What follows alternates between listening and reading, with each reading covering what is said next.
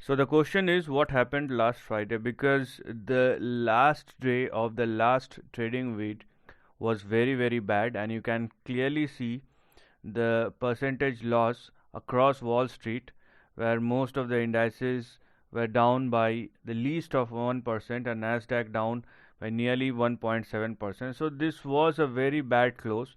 Now let us see what impact does it make, on the overall trend, and what is going to be the next potential move as far as 27th of February 2023 is concerned, because things over a period of time does not even look good, and slowly but steadily, forget about the forecasting and focus on the actual numbers. That's what I want to say if you are focusing on inflation or economic data points. Okay, having said that, if you are looking at the stock market and if you are looking at the indices and what should we do next as far as Monday's trading session is concerned, then irrespective of the big move that we have seen as far as Dow Jones is concerned, it is still trading within the range, and if you just follow the trend, then obviously it is trading at the support level, or it is trading at the lower end of the range. So what do we have here? We have our support of 32,677, and we have our stop loss at 32,589. Okay, so please don't go below this, and if there is an up move that one is expecting, then obviously this is the level. This both the support and stop loss will be the levels that you must look at if you want to go long. So please don't go below these two levels. And on the upside, we again have 34,353 and 34,435, because in the last 2.5 months it's been clear that Dow Jones has been trading in between a range. So rather than a price correction, it entered into a time correction. So technically there will be a bounce back, which we can see, but you have your stop loss at 32,589. Talking about the Nasdaq, that's where you can clearly see the actual pain is, because Nasdaq is highly sensitive to interest rate.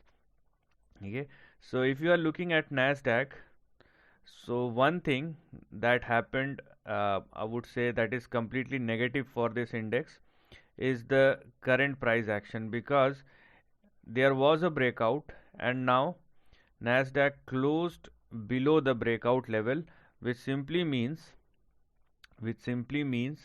that the breakout was false for the time being, unless Nasdaq again started trading above both 11,517 and 11,564, or let's say 11,570.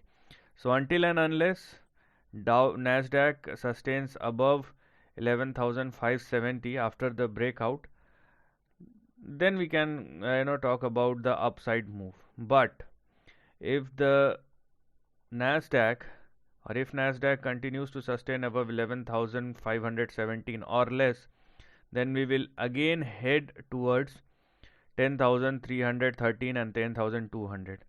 So the fun fact is, both Dow Jones and Nasdaq entered into a range and it's been consolidating. As you can see, similar thing happens in Nasdaq as well, but Nasdaq now indicates a downside and Dow Jones is indicating an upside.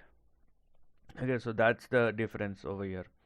Similarly, on the S&P 500, you can clearly see, because it is S&P 500 is highly influenced by Nasdaq. So if S&P 500 continues to trade below 4099, it is definitely heading towards 3768. Obviously, you have your intermediate support.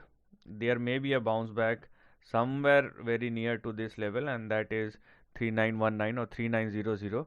But if S&P 500 sustains below 3900, then it will move towards 3700, 3768. So this is what we can look at. So overall, there is a mixed bag of situation as far as Monday's trading session is concerned, where we can expect a bounce back in Dow Jones, but with a cautious stance, And as far as S&P 500 and Nasdaq is concerned, there are downside which is clearly visible. So this is the end of the video. Thanks for watching.